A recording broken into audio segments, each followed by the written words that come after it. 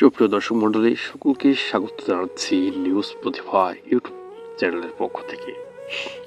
দর্শক, আরডিআরএস বাংলাদেশের RDRS core comprehensive প্রোগ্রামে সকলকে স্বাগত।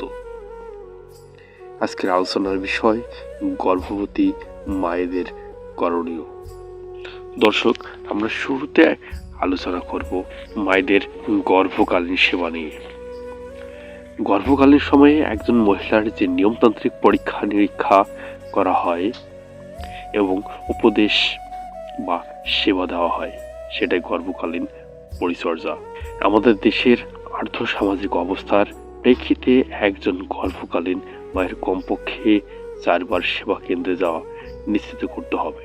গর্ভকালীন সেবাগুলো হলো উচ্চতা মাপা, প্রসব পরীক্ষা, তলপেট পরীক্ষা, ওজন পরীক্ষা, রক্তচাপ পরীক্ষা। এরপর রয়েছে প্রসবকালীন সেবা।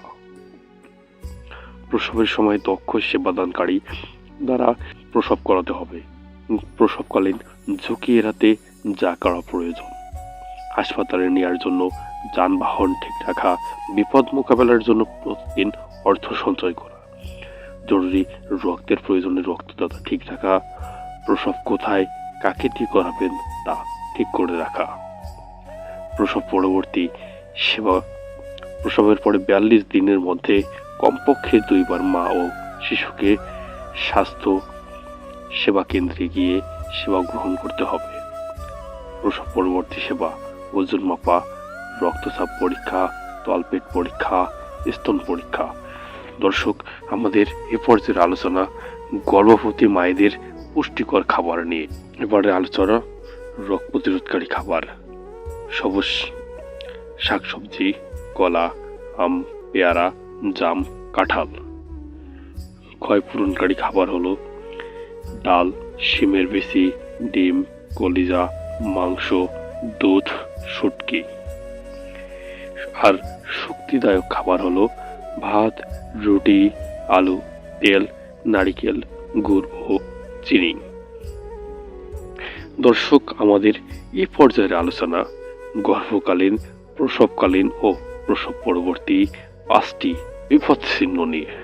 রক্তস্রাব: গর্ভাবস্থায় রক্তস্রাব প্রসবের সময় বা প্রসবের পর খুব বেশি রক্তস্রাব, গর্ভফুল না পড়া। এর পরের সমস্যাটি হলো খিঁচুনি। গর্ভাবস্থায় প্রসবের সময় বা প্রসবের পরে খিঁচুনি দেখা দেয় গর্ভবতী মায়েদের। বিলম্বিত প্রসব: প্রসব ব্যথা 12 ঘন্টার বেশি থাকা।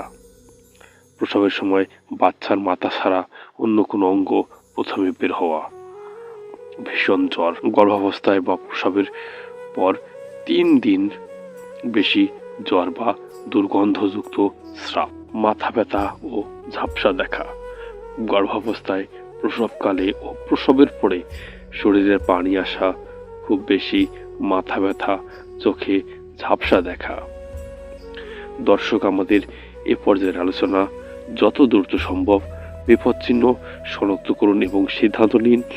যানবাহনের ব্যবস্থা করুন, কাছের সেবা কেন্দ্রে নিয়ে যান। বিআরটি 4 ডাইওয়েট: নবজাতকের যে কোনো বিপদচিহ্ন দেখা দিলে দ্রুত স্বাস্থ্যকেন্দ্রে নিয়ে যান। দ্রুত শ্বাস নেওয়া অথবা বুকের খাঁচা দেবে যাওয়া, বুকের দুধ টানতে না পারা বা না চষা, জ্বর বা শরীর ঠান্ডা হওয়া, নেতিয়ে পড়া, খিঁচুনি, নাভি পাকা। দর্শক, ধন্যবাদ সকলকেই। আরডিআরএস এর পক্ষ থেকে আপনাদের সকলকেই আবারও ধন্যবাদ জানাচ্ছি নিউজ প্রতিভার পক্ষ থেকে।